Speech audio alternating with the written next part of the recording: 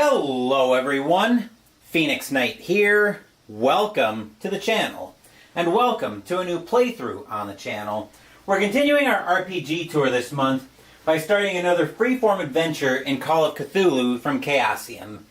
This one is a very traditional RPG where it sets you in control of an investigator in the Cthulhu Mythos, and we're going through whatever adventure that we've got set up. Hey Jester, you're just in time for the intro where I'm kind of setting up what I've got going on. We're starting another free-form Call of Cthulhu adventure, and I'll show off the tool I'm using for that. I will be using, I'll be using the Solo Investigator's Handbook by Paul Bimler, which is available on DriveThruRPG. And I'll explain what we'll be doing with that as we go through this adventure. Actually, one other thing I'm going to grab, because I really liked it when I was playing Dragon Age last night. Not that one. Here we are. Now, the Solo Investigator's Handbook does have its own yes-no question-answer mechanic, but when I was playing Dragon Age Tabletop RPG yesterday afternoon, I actually used for the first time the fate chart from Mythic. And we're going to use that only for the yes-no. So in case you weren't around for Dragon Age yesterday, we'll explain how this works. We're not going to worry about the chaos rank.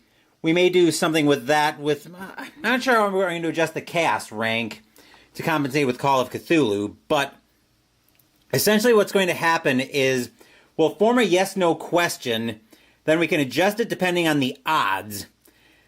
And we'll roll a D100 to get our question to get our answer to our question. So if we ask something in a 50-50 on a chaos rank of 5, if we roll 50 or lower, the answer will be a yes to the question. Rolling above a 50 will be no. If we roll in the lower fifth, we'll get what's called an exceptional yes, and the upper fifth, exceptional no. So as an example for how an exceptional yes or no would work, let's go back to the Legacy of Cthulhu. I used this example earlier. I think I used this yesterday when I was explaining how the fate chart works with Dragon Age, but it just works so well.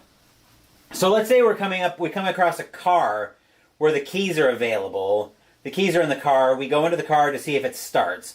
We roll our D100.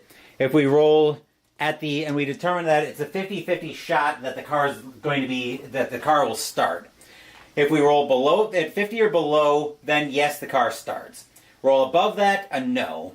But if we roll a 10, that would be equivalent to what's called a yes and. So it's an exceptional yes where you almost liken it to not only do you get what you're after, but you get some kind of bonus out of it. So for example, on an exceptional yes, you'd get something to the effect of not only does the car start, but there's a full tank of gas. Or the car starts, and when you check the trunk later, you find a full trunk full of supplies. Like you got ammo, food, fuel, all kinds of stuff like that. So it's almost an extra good thing. Whereas an exceptional no would be a bad thing of some kind. Where it would be an extra bad thing. So if you roll like a 91 on our 50-50, if you roll a 91 and up, that would be no, the car doesn't start. And when you inspect the car later, you discover like the fuel tank is ruptured, or the door's locked to begin with, so you don't even get a chance to look in the car. Or when you try to start the car blows up on you. I know that's extreme, that would end the story, but it's kind of explaining how the fate chart works. So that's what we'll be using as the yes-no mechanic. Instead of the question-answer mechanic from the Solo Investigator's Handbook. And the reason I'm using the Mythic Fate Chart instead of the Investigator's Handbook is because I really do not like having a maybe as part of my possible answers. Because normally that would send me back to the verbs and or the keywords table to try to get clarification on the answer, and I figure if I'm already going to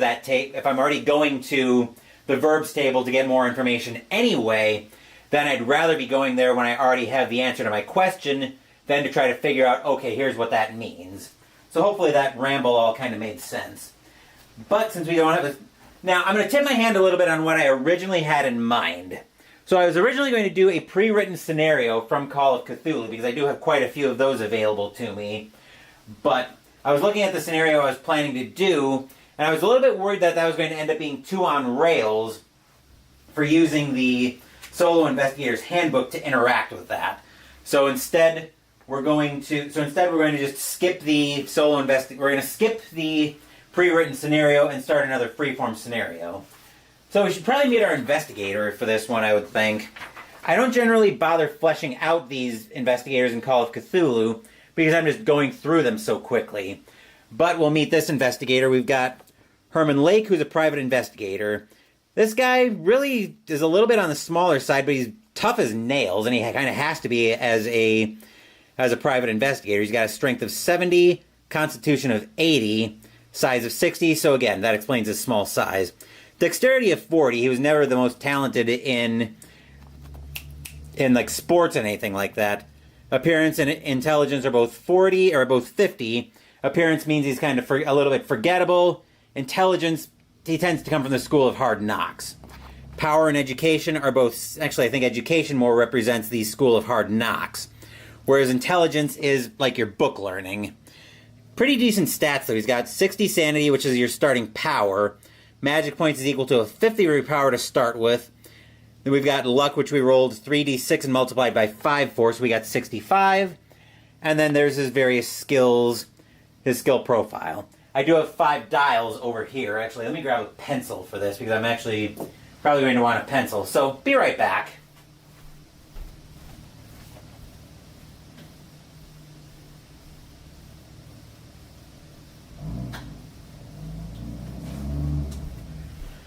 Needed a pencil in case I needed to erase anything on the character sheet.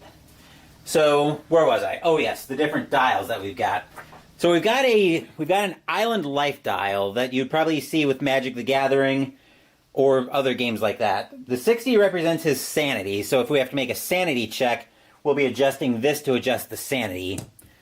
The plains dial here is 65, that's for his luck, which luck can be used to mitigate dice rolls. So say we're making a let's call it a size check for something to try to fit into a particular space. Okay, that's a bad example, because that's a pass. But let's say we rolled a 64. Normally we would fail that roll, but we can spend 4 luck points to bring that down to a 60, and now we've passed the roll. So the luck in Call of Cthulhu is your mitigation, essentially for your dice rolls.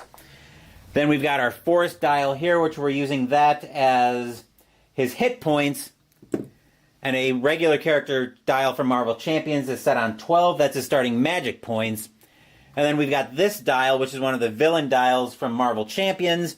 We're using that for the Mythos. So when we roll for story direction to interact with generating the scenario, well, actually when we're rolling for story direction, we'll add the current Mythos value to that, which increases the likelihood that something crazy is going to happen in the Mythos. So I think that's pretty much everything there. If you guys have any questions as I'm going through, feel free to stop me and ask away. But with all that set up, let's go ahead and start generating our scenario. So the way we're going to generate our scenario is in the Solo Investigator's Handbook. There's actually a nice section here of a rolling table where we can roll up for a scenario. So we'll roll a D100 on that. And then we'll reference the value that we get there. Hopefully we don't get another package again, because we had that for our first freeform adventure, and I'd like to sink my teeth into something else, because there's a lot going on, there's a lot that we can get into here. Nope, so far so good. Alright, well let's start generating our scenario then, shall we, Jester? Let's see what we've got here. That's an 83 going into the Solo Investigator's Handbook. And 83 says, while on a plane voyage over the ocean, you happen to look down and see the shape of a colossal beast breaching the water's surface. Uh-oh. You are tens of thousands of feet up in the air, yet this behemoth is still visible. The sight shakes you to the core. You feel compelled to tell someone before you go insane, or at least uncover some sort of corroborative information or other accounts of this creature. So we'll call that 83 on a plane voyage. On a plane voyage, see a beast. And we want to tell someone. Okay, so now the question is, how do we receive the quest to interact with this? I think, honestly, given that we're rolling for the scenario, it seems pretty logical that we're just perceiving it from seeing it ourselves.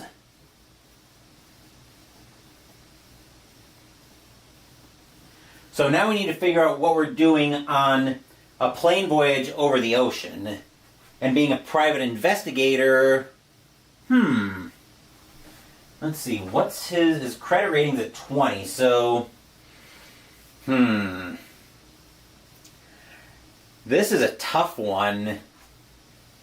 I take that back. I think I got something I can work with. So, I think we'll have to take some liberties here, but the way we're going to work with this story is we're going to pretend that we're a private investigator on retainer for some rich client. Hopefully there's a way we can generate somebody here. But where I'm going with this is we're going to pretend that we're a retainer private investigator, and we were sent overseas to complete a job. So coming back across the Atlantic, we see some kind of beast. I'm not sure what that beast is going to be. We can probably roll on... We might be able to roll on the Mythos table to try to get... So we'll roll up on our Mythos creatures table to see what we see. I'm just going to scribble some notes here.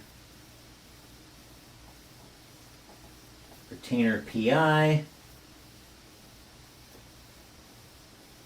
Coming back from a job in, we'll call it in the 1920s. Could be almost anywhere. So we're coming back from a job in, let's say, Great Britain. So what does he see? We know it's going to be something colossal. We go to the Mythos creatures table. So let's say, tracking down a millionaire daughter run off with her boyfriend, trying to hide from her dad, the millionaire. That could work.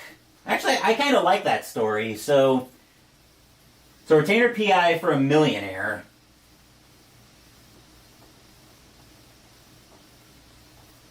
Chasing after his daughter.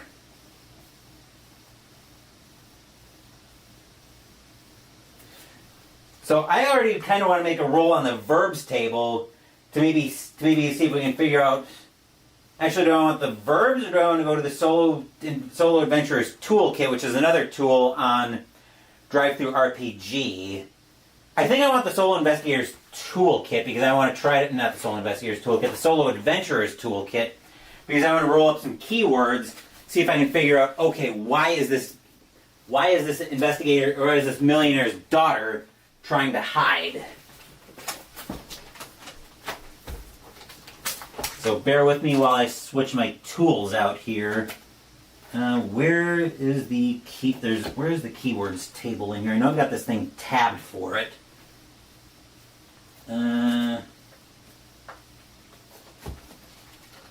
thing is a mess of tabs. FAQs. Here we go. Keywords table.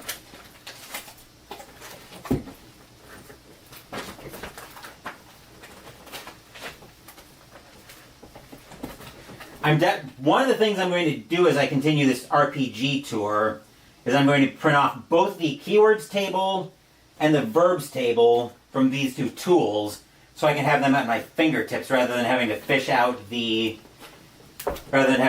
these respective books out. Well, I say books out, but they're really giant PDFs that I've printed out and put in binders.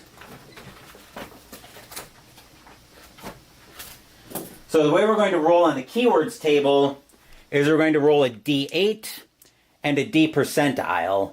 And that'll send us into the keywords table where we get the words that we can use to try to piece something together. Let's see, that's a 417. 417 gives us noxious.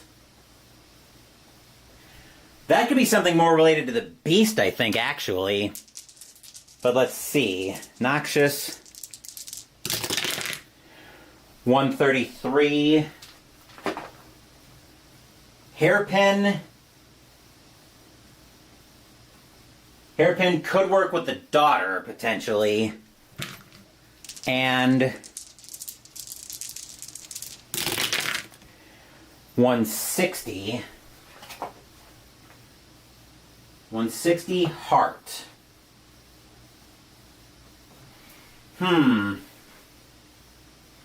Noxious hairpin heart. So maybe the daughter is... So maybe the daughter is in love with a... Maybe the daughter is in love with a deep one. I'm trying to do something with Noxious on this. Because heart immediately says love. It's immediately telling me maybe she's in love with... What if the daughter's in a cult? What if the daughter is in love with a cultist who's trying to summon Dagon potentially, and they ran off to Britain for a summoning ritual of some kind? I think we could, well, and we're on our way back. We see the beast that they're trying to summon. So, maybe? I'm just trying to tie these keywords together. Obviously, if I don't like something, I can just junk it and re-roll. Love with a cultist for Cthulhu. Her boyfriend is a cultist. That's kind of where I was starting to go with that. That could work, actually. So obviously the father... Well, I guess that'll be a question we'll have to put to the fate chart later, is does the father know that? Daughter in love with Cthulhu, or with a Cthulhu cultist.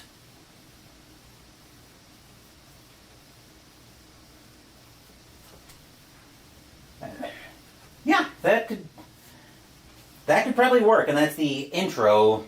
But that still begs the question of what does Herman see on his way back? I don't like the idea of it being Cthulhu right off the bat. That's way too early in the story to bring Cthulhu in. So that's going to send me back to the Mythos Creatures table to still figure out what we see. We got to... Maybe it's like an avatar of Cthulhu, because that's the only thing that would make sense that we see massive, unless...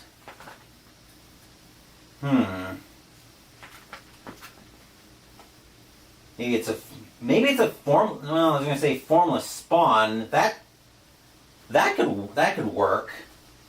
I didn't know. So maybe they didn't know. He didn't know what he saw. He couldn't describe it.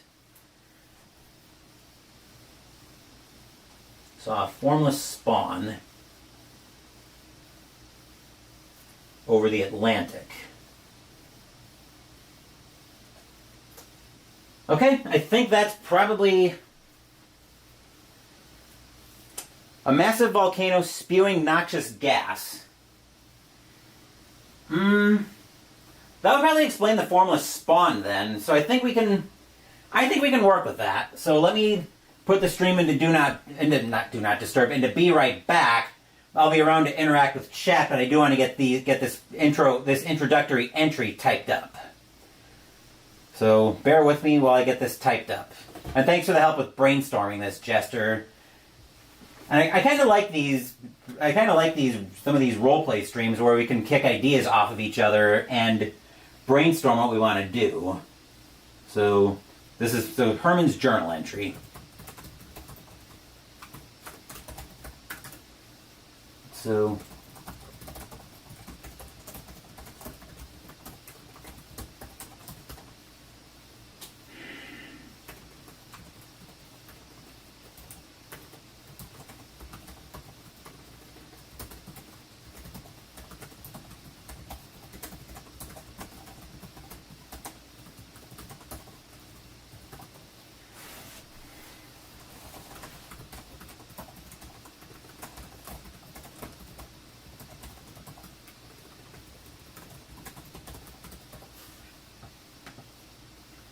Maybe a giant dead whale surrounded by noxious poisonous water. Also, I think I'm a little bit warmer to the whale idea because, like I said, it's way too early. Even if we find out that he's a cultist for Cthulhu, I think it is way too early to bring Cthulhu into the story. So I think I like the idea of I like the whale with poisonous water. Let's see.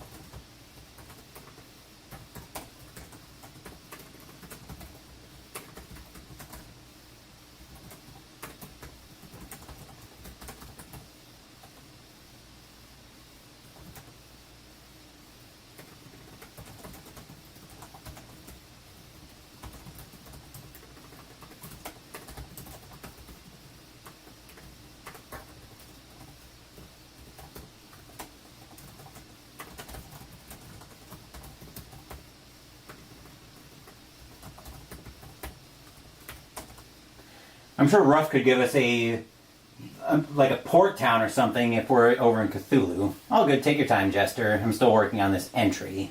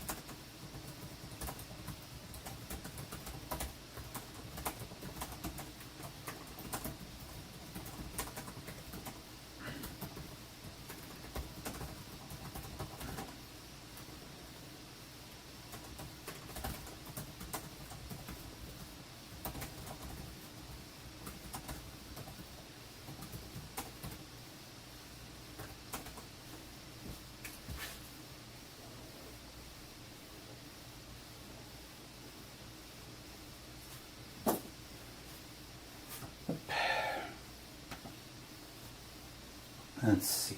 We have the stench in the plains.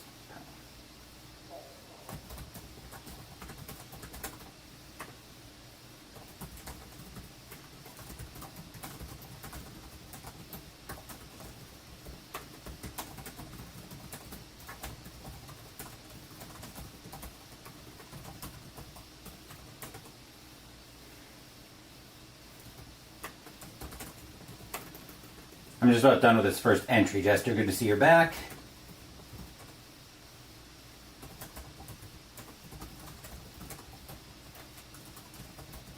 Okay. So we got the entry here all set to go. We'll tab back into game, and we'll go through our starting entry. So this is the introductory journal entry. I was coming back from Great Britain. I'm a retained private investigator for one of the richest people in Arkham, and he sent me over to Great Britain to follow his daughter. While I was over there, I discovered that she was over there with her boyfriend. Following him, I was surprised to find myself in a port town, and I saw him worshipping something called Cthulhu? What the hell is a Cthulhu? Anyway, now at least I found what I was after, but it was obvious the daughter didn't want to be spotted. With what I had, I started on my return flight to Arkham. Flying over the Atlantic, I saw a giant whale that looked to be dead from something, whether a whaling mission or something. It must have been dead for a while because the stench in the plane was overpowering and threatened to overwhelm me. Still, once I got back to Arkham, I had to tell him about his daughter. Would he believe me, though? Was I going insane? What would he think when I told him? Well, we're going to find out because now we're going to start with our first real entry and start actually interacting with this scenario that we've built up. So the way we're going to do that is we're going to roll for story direction. So we'll roll a D100. There's one of 5 possible options that we can get. So we're going to be making another percentile roll and adding our current mythos value to that, which right now, our current mythos value, as we can see from the villain dial, is currently 0. On a 1 to 20, we'll get downtime, and we can essentially pass the story for the most part. 21 to 40 is something happens where we get a development phase. 41 to 60 is a discovery where we have a chance to learn something. 61 to 80 is some kind of danger, and 80 to 100 is a dice roll, so it's almost like a random event. So let's get our first D100 roll in and see how our story is going to start off after I put down another note in my notebook. That's a 59, so we have discovery. We have a chance to learn something.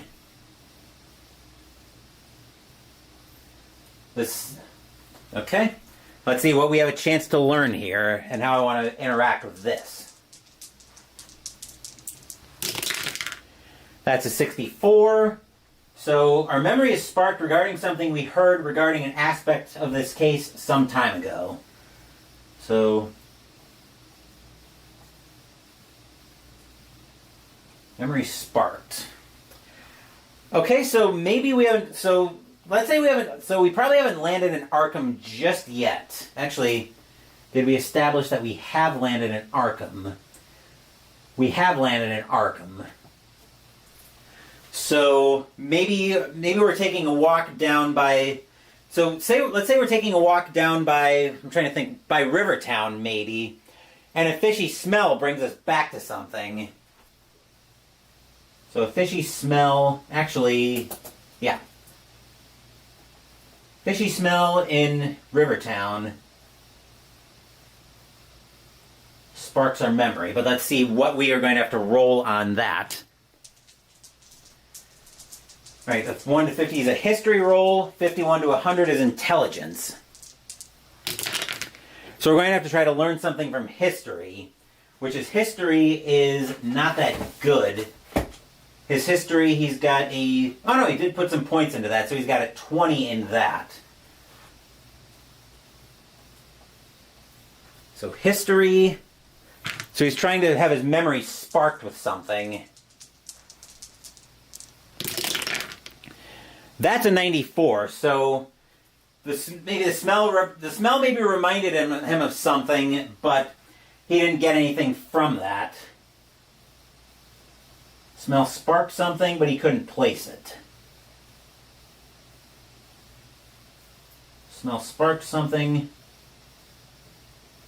couldn't place it. So now I think we almost need something. Daughter's background. Yeah, we could probably... Let's go to the keywords table. Maybe he remembered something from the daughter's background.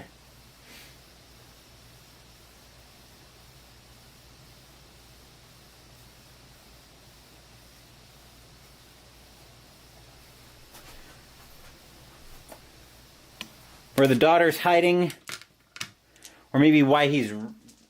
Well, let's go to the keywords table. Maybe we can get some sparks from there. Let's see, that's an 891.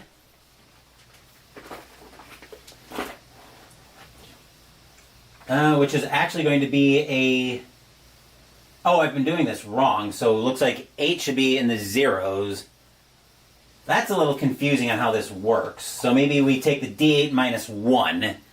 That'll probably make it a little bit... Yeah, that'll make it a little bit easier if I go D8 minus 1. So that'll be a 791.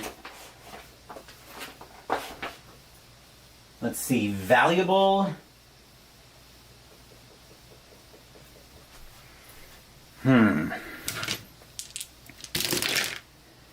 That's a 100 actually. Valuable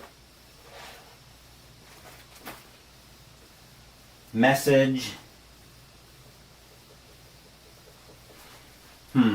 Valuable message.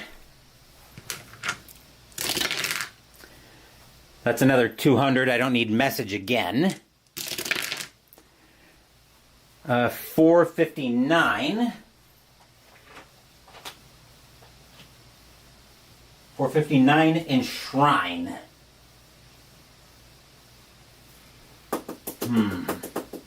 Valuable message enshrine.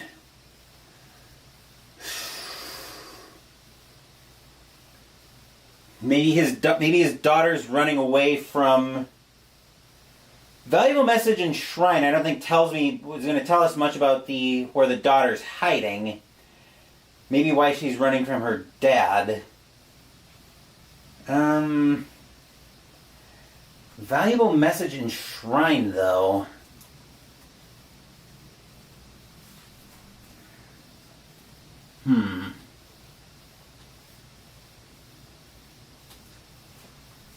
Let's see. Valuable message enshrine. It's something with the daughter's background. Maybe what it is, maybe why she's running away, is she was being forced into an arranged marriage, but she's sending a message.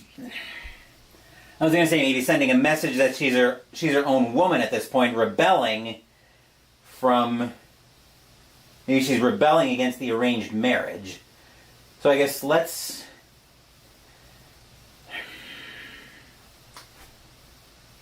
I don't really like I don't. Message is the only keyword I can't really.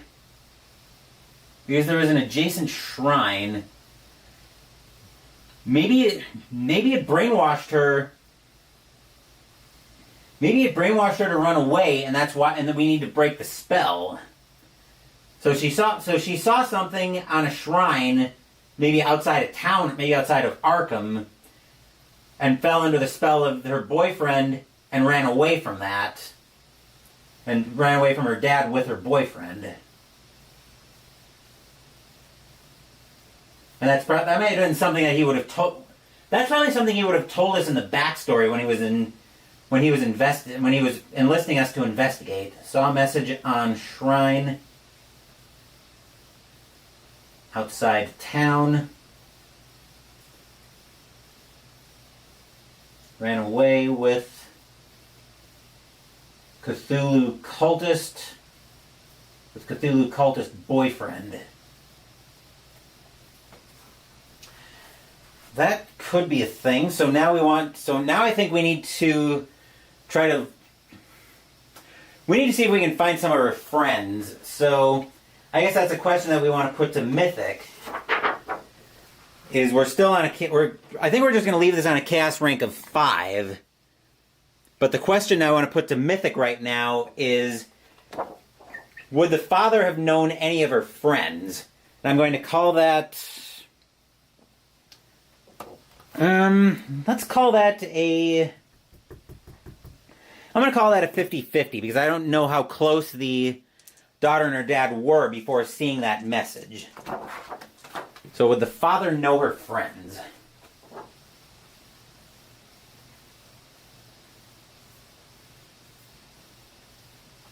So this will be our first chance to see how the fate chart works in Mythic. So now we'll get a D percentile roll.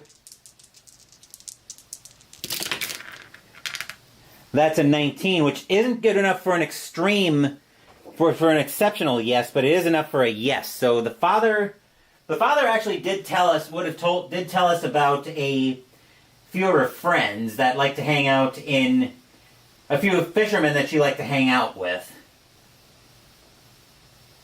A few fishermen she hung out with. Maybe that could be another reason she was running away. Maybe a rebellious stage. Like the father wouldn't have liked any of the riffraff that she was hanging out with.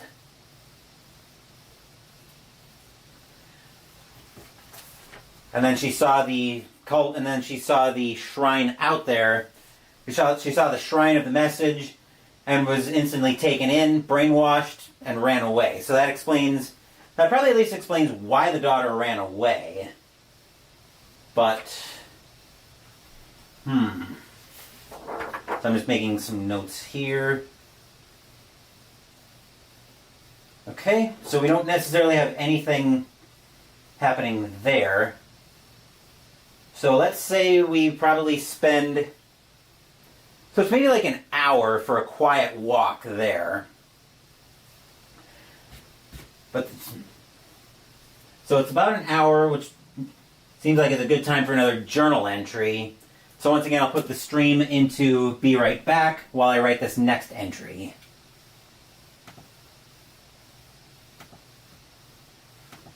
So this is going to take about an hour. So let's say we're at 9 a.m. after landing.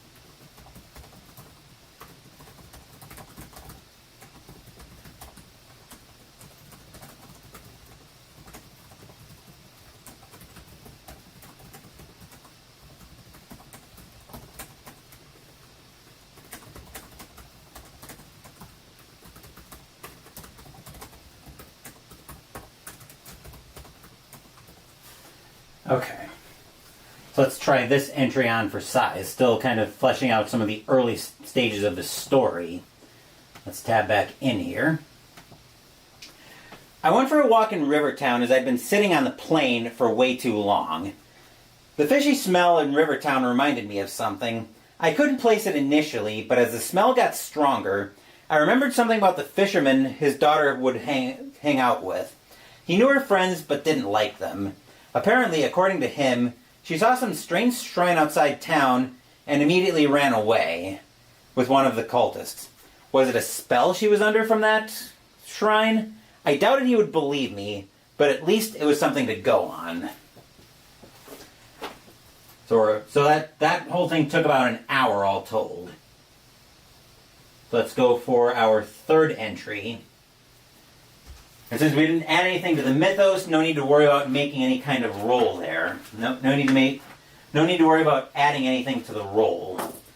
So now we're making another D percentile roll for story direction. Let's see what we pull from here. So this is another straight roll. That's a 33, which this time we are on development. So now the story is going to develop somehow. Let's get a roll here. 44. Met by a seemingly neutral NPC.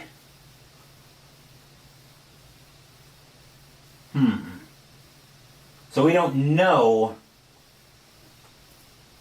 So we're met by a seemingly neutral it's an NPC. So we're meeting somebody new at this point. So the question is, who do we So we need to flesh out this NPC. Let's see if we can figure out. Let's see if we can set them up. So first we'll roll for an occupation.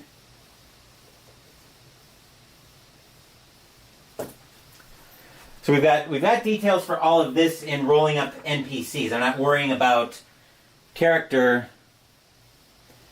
Some of our fishing buddies not happy with us. That's an option. We've got all kinds of tables here. So yeah, actually I think I like the idea of the fisherman, so we'll skip the occupation table and the gender.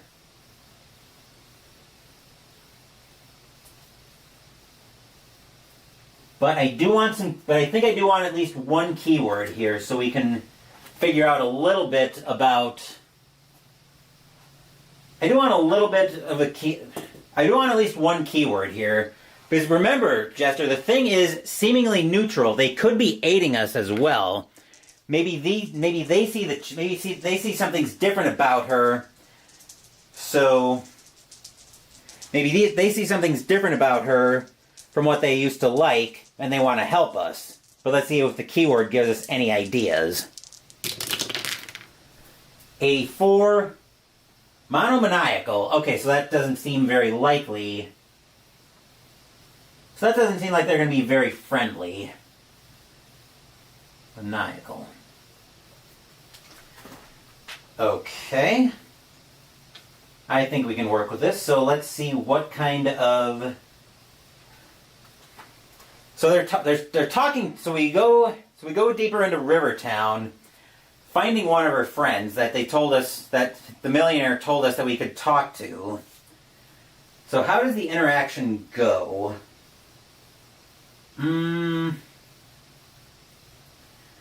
Let's make a. So we're talking to them. Let's make a. It's going to end up being a 50-50 roll. So I guess let's put that question to. Let's put that question to Mythic. Is this NPC that we're meeting friendly to us?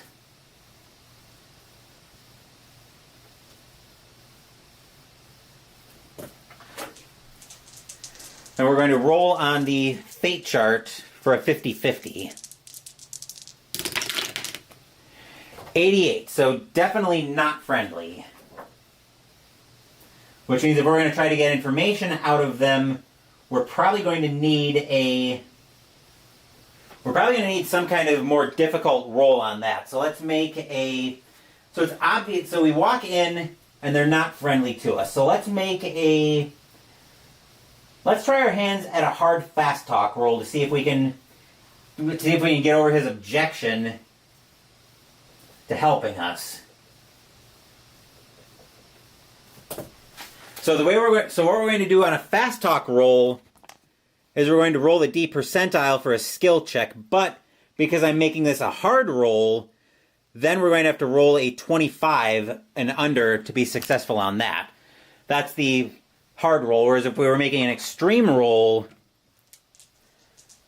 we have to roll on the 5th, which in that case we'd have to be at a 10 a 10 or under.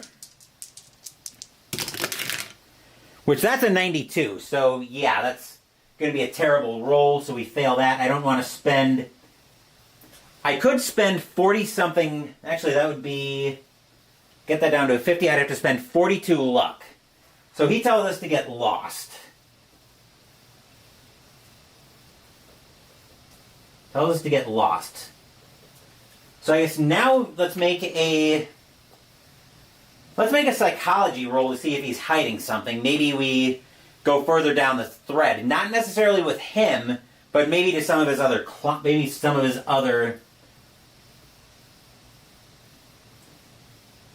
So we're making a psychology roll to see.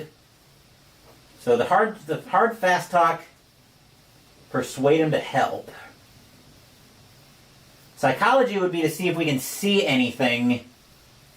To see if we can, well, he's not going to share anything directly, Jester. Where I'm going with a psychology roll is, do we pick anything up from his body language? Like, say an errant glance, or Something like that. Do we pick up on any kind of subtleties?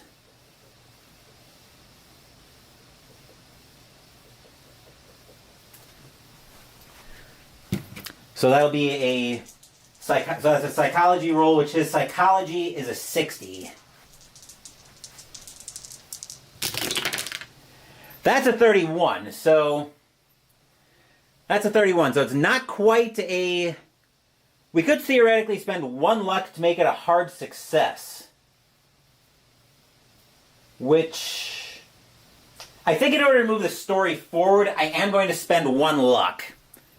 To drop that down to a 30 and make that a hard success. Because that's it might be a little bit hard to see. But on psychology, and yes, I know my handwriting is atrocious, the half value on 60 is 30. So by spending 1 luck, I bring the die roll down to a 30, and that turns into a hard success. So as we're looking at him, we notice that his eyes are almost bloodshot. Hard success. I think we'll go with eyes are bloodshot. Almost like he hasn't slept, but but he's almost got, his eyes are bloodshot like he hasn't slept. But the weird thing is we can also notice on the side of his neck that it looks like he's got gills there, which is kind of weird. So that'll definitely bump the mythos, as a human with gills is not something we'd normally see. So we'll call that unsettling, which will bump the mythos and require our first sanity roll of this intro to the scenario. So we definitely notice that he's human with gills, but he seems to be able to survive above ground. So next question I want to put to Mythic is he a deep one of some kind, whether a hybrid or something like that?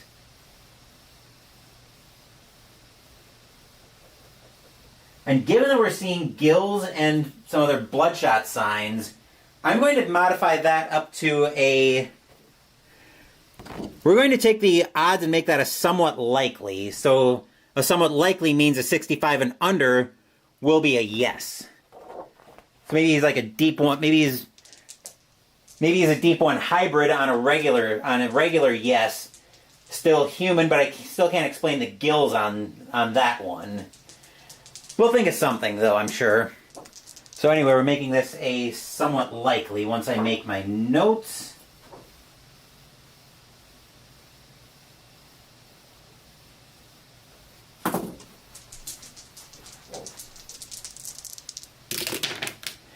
That's a 35, so yes, he's a deep one of some kind, which also...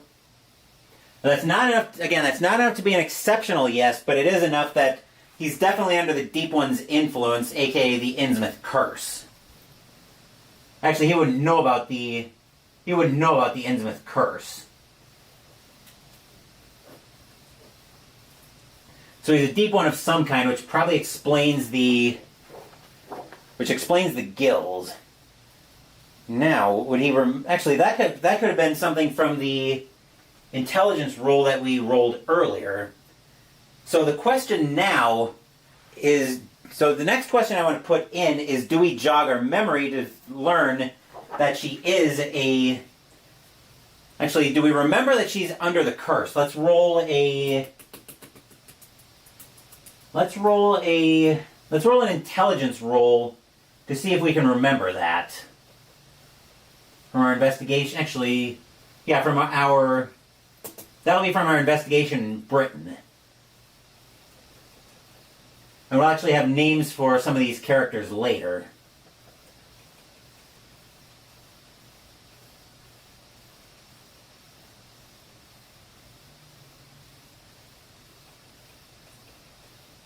Do we remember so the question now is on the intelligence roll. Do we remember anything about that? So his intelligence here is a 50. That's a 9. That's actually enough for an extreme success. So from that, we remember that, oh yeah, she's definitely got the same appearance.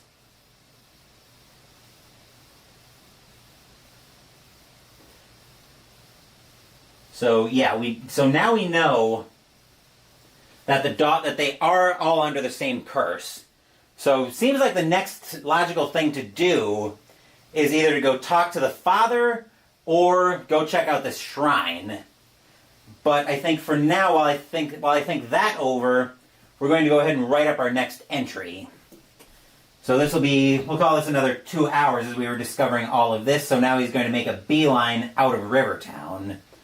He'll go say to Velma's diner and make this next entry. So this will be let's call it 3 hours later.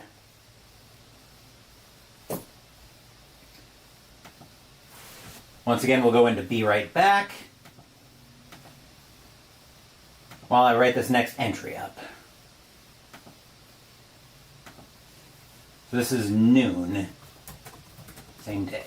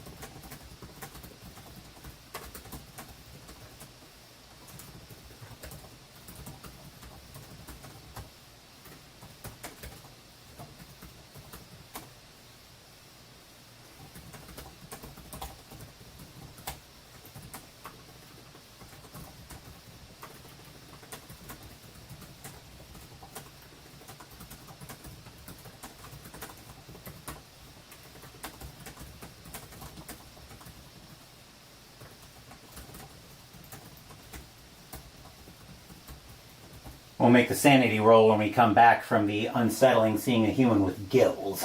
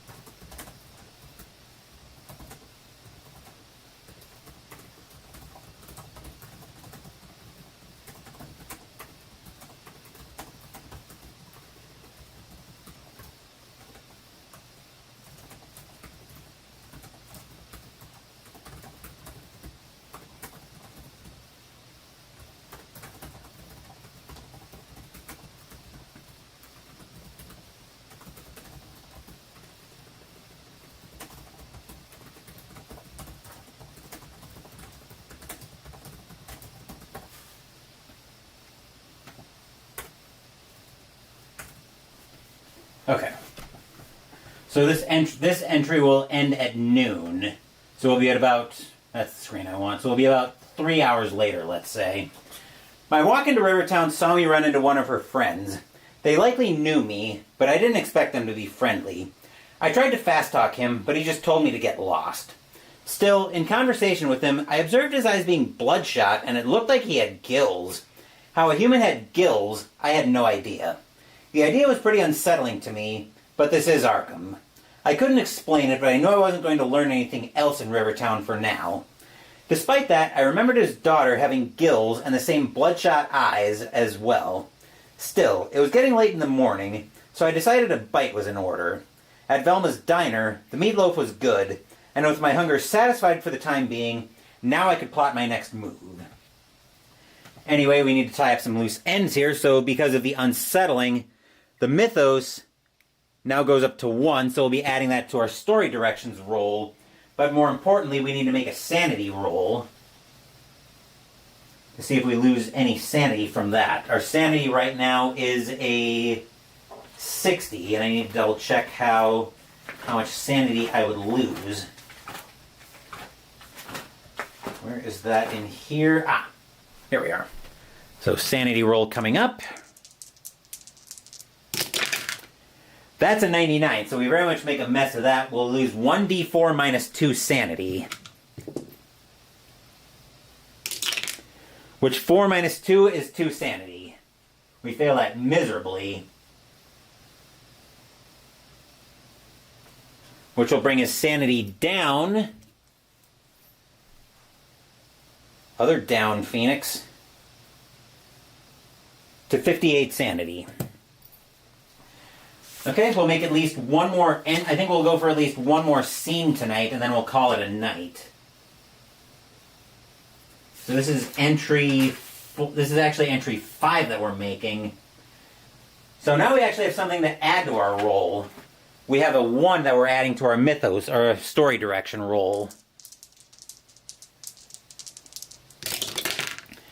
That's a 10 plus 1 is 11, so downtime. This seems like it's going to be a great time to move the story along. So maybe we go, well, let's see if we're disturbed first. Because that could be a good place to start with. If we're disturbed, this could be a sign that, if we're going to end up being disturbed, this could be a sign that maybe we should go to the shrine first. If we're not disturbed, we'll probably go talk to her father first. So on a roll of a 1 to 80, plus 1 for the mythos, we're left undisturbed. That is a 96, so we have a potentially shocking disturbance. So that seems to be screaming, okay, let's go to the shrine first. Potentially shocking. So that'll go to the dice roll table, which is this table, so we see what happens. So this is almost like our random event table, which again probably means we're going to the shrine next. So let's see what we get out of this.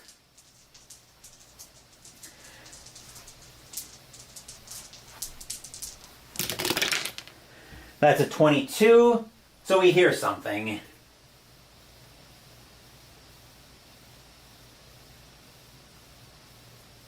So that'll send us to the auditory effect table, which is probably spooky tables, auditory. So we're going to be rolling twice for what we hear.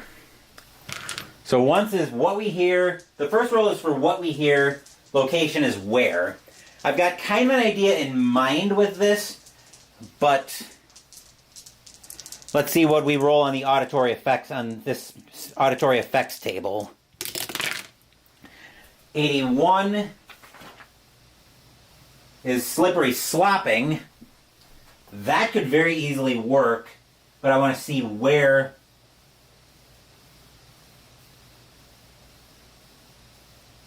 Slippery slopping, and now we need to know where we hear it from.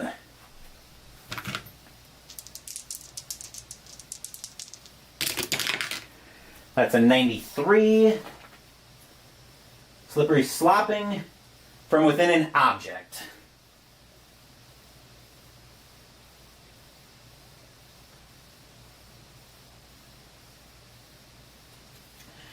Okay, so we go. So we're going to go check out that. So let's go check out that shrine. Actually, first we need to find the shrine first. Did he tell us where it is? Would we have known where it is? I don't think we would have known where the shrine was, because we were still trying to figure out why the daughter ran away. So the father isn't likely to know where the shrine is, which means we're going to have to poke our way out to it. So maybe we have to go back out to Rivertown And we have to go. I think we have to go back to Rivertown to see if we can get more information there, because that's where all the deep ones were going. But it's clear deep. It's clear Rivertown is hostile territory for us now. But since that's where we found the deep ones, that's probably where everything's going to start here. So, yeah, this will send us back to Rivertown.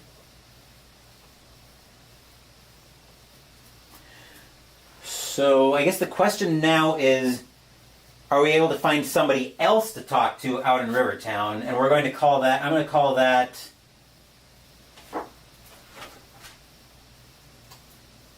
so find someone else other than who we talked to earlier. Let's take that as a, well, it's a 50-50 shot, probably. So we need to get out. In order to make this work, I need to get out to the shrine. Actually, we need to find it first. That's a 91, so that's an exceptional no. So we're not able to find anybody else in Rivertown, which all of a sudden is weird. It was bustling earlier. But now when we go back after having lunch, it's now almost deserted. Question now is why?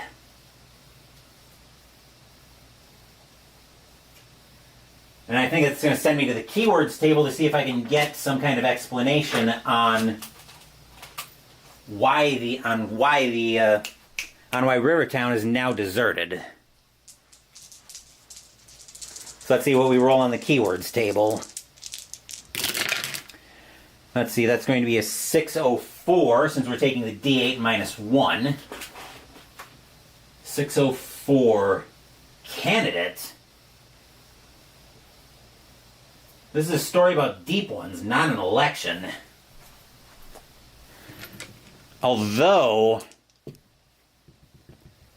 maybe a candidate for sacrifice, potentially. Let's see, 661. Route. Like a traveling route.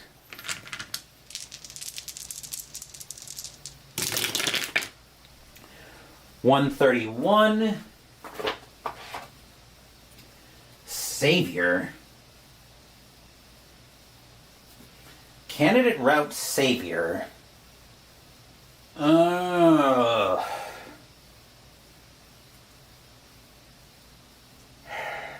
Almost like we're walking somewhere, and the way seems to be oddly clear. Our route seems oddly clear in Rivertown, but we're not sure why.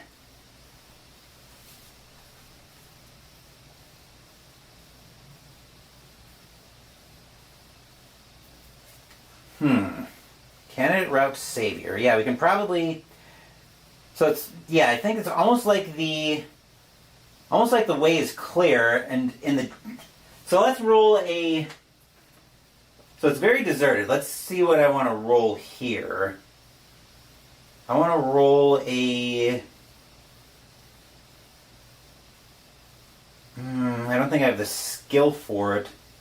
It's not exactly going to be a spot hit. Well, maybe it's a spot hidden to see something off in the distance, potentially. Yeah, let's go with the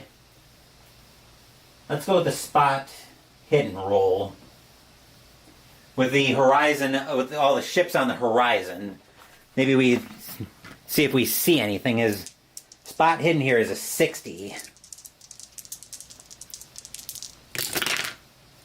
That's a 53, so a success. So off in the distance, out to sea, just past some of the ports, we start to see a building of some kind rise up. Success. Out past the port. we see a building rise up.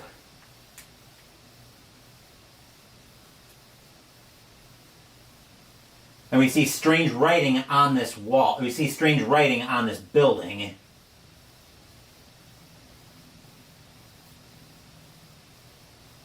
Now the question that I want to put to Mythic next is this the shrine that we're looking for?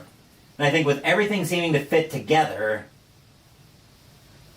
I'm going to call that we're going to modify this to being a more likely.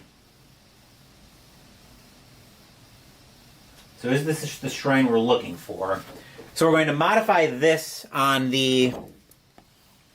So we're going to modify on our odds chart. We're going to call this a very likely to be the shrine we're looking for, which means on an 85 or lower, it'll be a yes.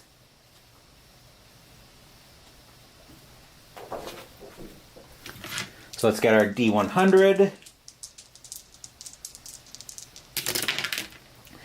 That's a 94, so very likely. Surprisingly, no, this is not the shrine we're looking for. I was thinking for sure it was. So no, it's not the shrine, but it's still probably worth checking out, since there's something fishy going on here. So we head out to the shrine as almost like the water's parting as we get down by the docks, where we're able to walk on what looks like solid ground toward this shrine, or toward this building. It's not the shrine we're looking for, but when we get inside, or when we get there, what do we see? Let's get some ideas from the keywords table. I know we've still got the auditory effect that we need to work in, but I want to see if I can flesh out this shrine a little bit more. 135. Obstinate.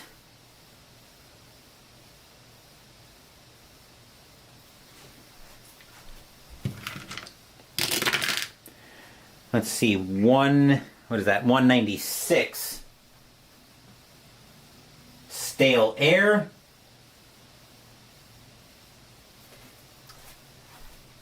And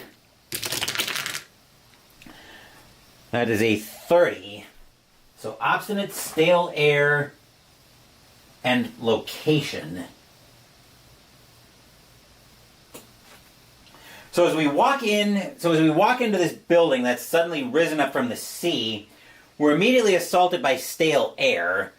We cough at this as we go in. It's obvious that this isn't what we're looking for, because what we're looking for is probably a lot more recent. So now I want to roll so now as we start to walk in, I want to roll a listen check to see if we can hear anything in here. Actually, I don't think this is the slip-slopping that I want to hear yet. Let's roll a listen check to see if we hear anything. Base skill is a 20 since we didn't put any points into this. That's a 70, so we don't hear anything in the entrance of the shrine. And I don't want to spend the 50 luck yet. Don't hear anything yet. But as we walk in, the door does close behind us, which we realize when we lean on the door in exhaustion, as we're like, oh, that's very solid all of a sudden. So the door closed on us, which means our only way in is forward. We have to go in to explore further. So as we're exploring in the stone walls, we come across, as we're exploring the stone building, we're still not completely sure what this is yet. We go So we're just kind of exploring. It looks like we're seeing a bunch of fish stuff around, though, which isn't surprising given that this is Rivertown, and so it looks like a bunch of sea life. Sea life, almost like they feed on a lot of fish here. The question, so another question I want to put is this a base of operation for the deep one, for these gill-based creatures? This building has some kind of relevance to our story at the moment.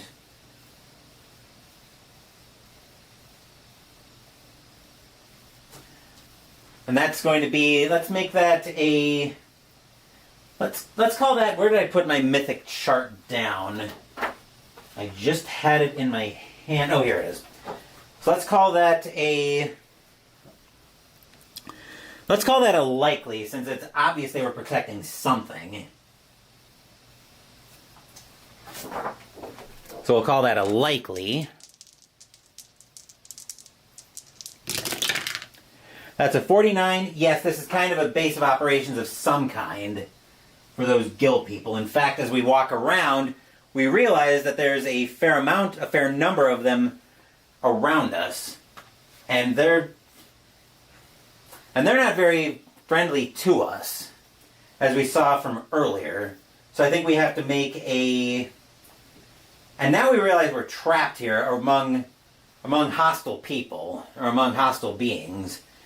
So now our plan is to try to escape somehow, but with the door closed, we can only explore further. So I think the next thing I want to do is let's make another listen roll. See if we can hear anything as we try to hide away from these people. We want to stay away from these people. So we're going to make another listen roll at a 20. That's an 86, so we still don't hear anything.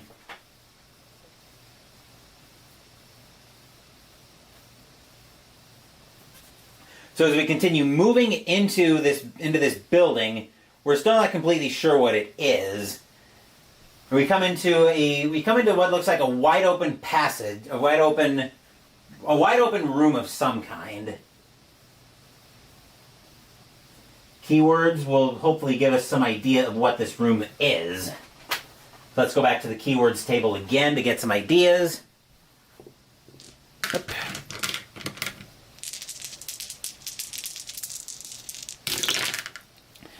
Let's see, that's a 691. 691 turned. 691 turned. 164. 164 tunnel.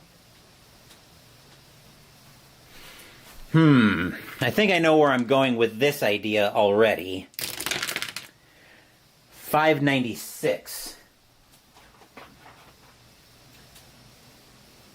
596 argument. So what we walk into this wide open room for, what we walk into in this wide open room is it looks like a chamber. It looks like it's a chamber of some kind. We can see various relics over on one side of the corner. On another, we see some kind of runic language over there.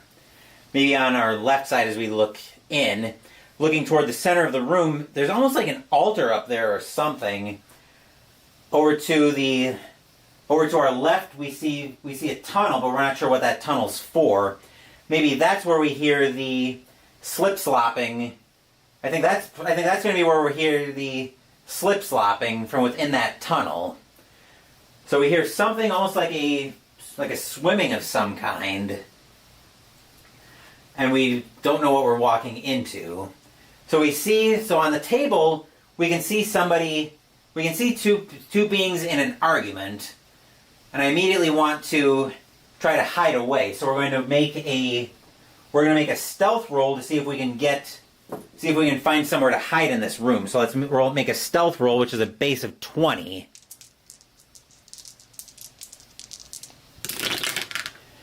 That's an 11, so we are able to hide and listen in on the argument.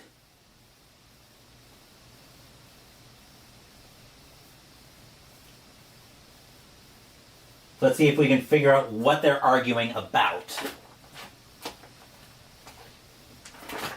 So back to the keywords table again.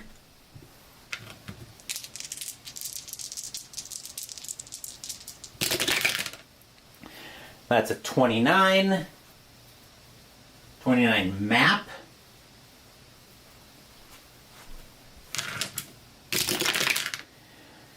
Actually, that's a 65 because I'm taking the D6 minus, or the D8 minus 1. Map.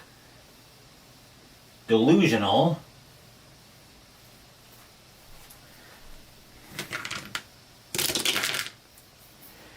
And 59. Ability.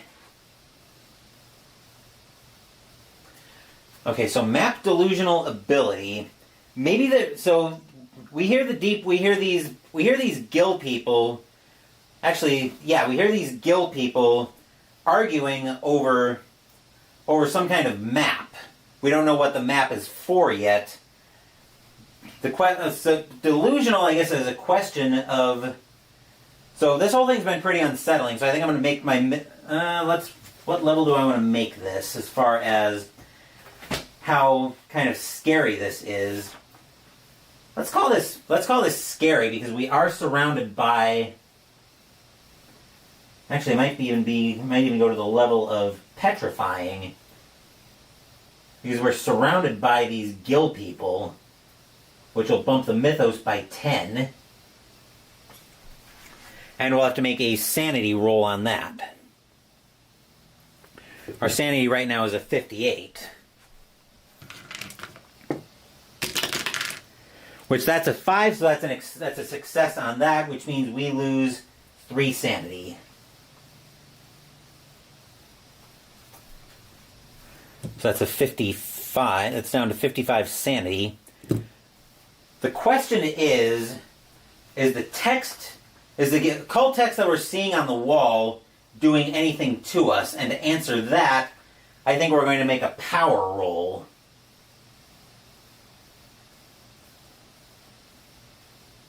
So are we able to resist whatever that runic text is doing? That's an 80, so we aren't able to resist whatever that's doing. So that's probably what so we start hearing that slip-slopping. The fail causes us to start hearing slip-slop, the slippery slopping.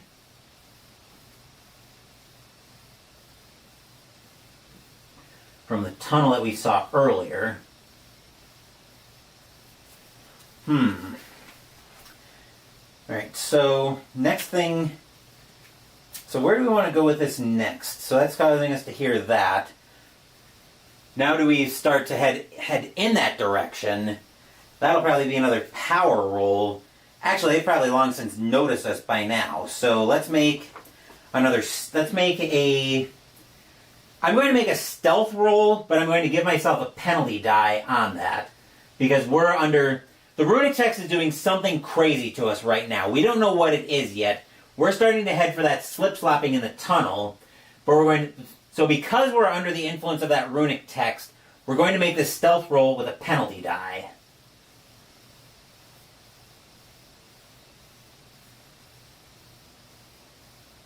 I'm just making some notes here. And the way a skill check works with a penalty die is we'll roll our check like normal, but we'll roll our tens die twice and take the higher of the two. And our stealth is a 20, so a penalty die is probably going to just be fatal. That's a 75 and a 5, but we have to take the 75 because of the penalty die. So we fail, and those two gill people, who are, in fact, deep ones, although he doesn't know that. So the gill people notice. They notice that we're going for the slip-slopping, But given that we seem to be under some kind of mind control, they're not going to do anything to us. So, in there, so I guess we get there and we possibly might be jumping in. Don't do anything. I'm making note of what the guild people are doing. Don't do anything to us.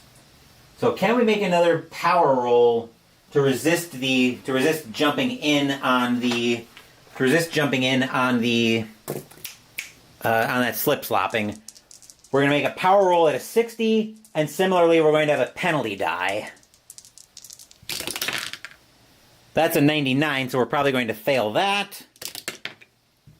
And a 69, we would have failed that either way.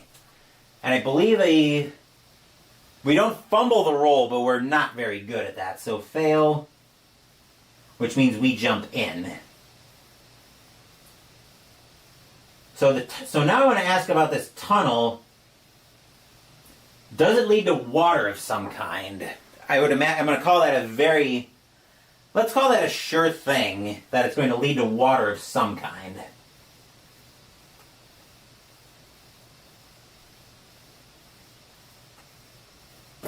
So we're definitely under the influence of that runic text and jumping in water. So we're calling it...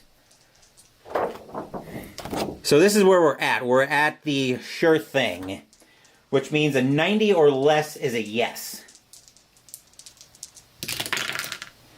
That's a 10, which is an extreme yes. So we're essentially jumping right into water there. But because we're under... So we realize we're under the influence of that runic text, jumping into a water tunnel of some kind. So we're jumping into water, but because it's an extreme yes, we're essentially trying to go swimming in this whole thing, which is going to end in total disaster. So we're going to have to make a swim check to see if we can actually get through this, but we're going to make that trying to decide if I want to make this with a penalty die, at a higher difficulty, or potentially both. So a swim check is basically just like it sounds. Do we survive? Are we able to swim through it? I guess we probably should have asked if we're able to fit, but I made the assumption that we were able to fit. So are we able to swim through it? Let's make the swim check at... So swim at... I'm going to make this at extreme difficulty because we're under the influence of the runic text and we haven't been able to clear it twice. So our base swim is a 20, but because we're making this at an extreme difficulty, we need a fifth value to be successful, which a fifth value in this case is a 4. That's a 75, and I can't even... Could I even spend enough luck to get that down? And the answer is no. The best I could do with 64 luck is get that down to an 11, which still wouldn't pass given that I made an extreme roll. So we're definitely not able to... So we're not able to swim through that. Which, would that end up just causing us to drown? Is my next question, as we're trying to swim down there. So let's put that to mythic, given that this roll might just be the end of the scenario. So we're going to call it, I'm going to call this a very likely of do we survive the swim? I'm going to check something in the Keeper's rulebook real quick about the swim skill. I don't know if there's damage that we take in the water or what, but this might end up being a very short scenario. There should be a section on skills in here.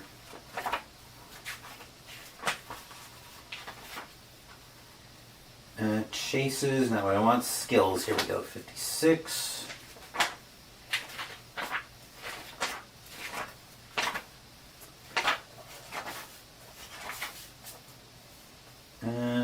swim, the ability to float. Okay, well we could push the roll, but I don't think with an extreme can result in a loss. So I think we are going to try to push the roll and go for it with everything we've got. But if we fail this roll, we are going to end up exhausted, drowning, and ending the scenario. So we're going to push. I mean, we have to push the roll at this point. So push to survive and see where we end up. Fail, we drown, and the scenario is over. So we're pushing, so we're rolling again, still at extreme difficulty. That's a 14, so now we could spend 10 luck to make that pass, which we will spend 10 luck, because otherwise, if we don't spend the 10 luck, we just die. So we do make an extreme pass, which means we're able to swim. But the question now is, where do we end up? So I think here we're going to make a luck check to see if we pass. If we pass, we're going to end up out. If we fail, we're going to end up deeper in the temple. We're going to end up deeper in whatever this building is. Luck right now is a 54. That's a 56, which I can't spend luck to make that. So we fail and end up somewhere deeper in the temple.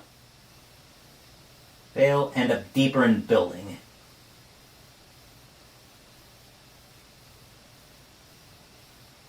Now the question. So I'm going to make one more. I'm going to make another luck roll here to see if we're able to breathe in this room. So if we're in essentially like an open space, or if we're still swimming. Yeah, let's do that. So another luck roll to see what kind of room we end up in.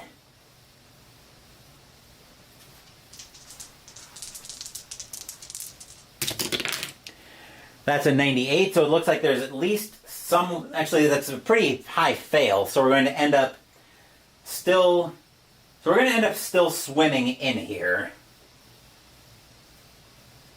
So it's a submerged room. So now I think I want to have... So I think it probably makes sense that we're encountering a Mythos creature at this point. Given that we've gone deeper... into the temple. So what do we encounter? Let's roll for some forms here. We've got rolls for that. So first on build. So this needs to be an aquatic creature of some kind.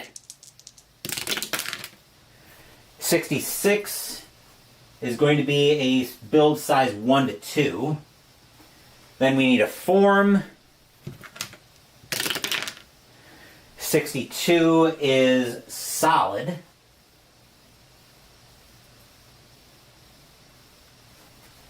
And the number of limbs. 53, it's a biped. Let's see, so build 1 to 2, solid biped and something in an aquatic environment.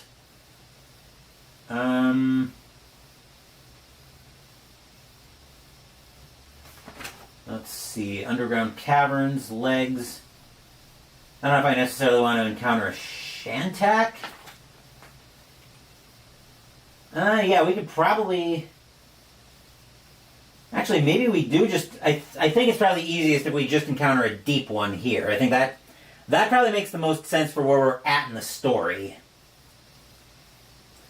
So we're going to try to swim away... So we're going to have to make another swim check at this point. So swim to try to get away. And now I think I'm going to hit him with both. Given how long we've been swimming and that we're utterly exhausted, we're going to make this check A, at extreme difficulty, and B, with a penalty die. So we're just going to hit him with a double whammy at this point. So extreme with the penalty die. Yeah, this is bad, Jester, in case you haven't guessed. That's an 80 and an 80. So either way, we would fail that. We'll push the roll again with the idea of trying to push ourselves past exhaustion, but our lungs are probably, honestly, exploding at this point. So push with basically the same fate. So this story might end up being a short one tonight. 77 and a 37. So yeah. Well, we're not just in trouble, Jester. Our lungs have... So Herman's lungs have exploded at this point because we've been asking him to do way too much. And the deep one catches up to him. Well, either the deep one catches up to him or his lungs explode. But either way, he's going to end up dead in this building. And that was a fairly short story. Fail. Dead. So yeah, we've got problems galore on that one. But that will do it for this freeform playthrough of Call of Cthulhu. As I mentioned, I wanted to do a pre-written adventure tonight, but I was worried it was going to be too on rails. Besides, I think this was a lot more fun having the open-ended format where the story could really go anywhere I wanted it to. So now that's 2 Call of Cthulhu scenarios, freeform scenarios that I've run through. We had our package that ended up with him being with our character. I don't remember who that was. Nick Larson, who was attacked by serpent people in the tropics with a package he was trying to get to San Francisco.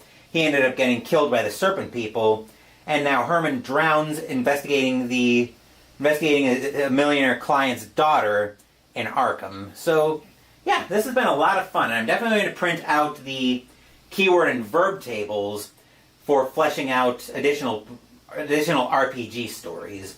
So that will do it for this playthrough of Call of Cthulhu. I'm going to give myself a little bit of a break from streaming tomorrow night, just to give myself a little rest.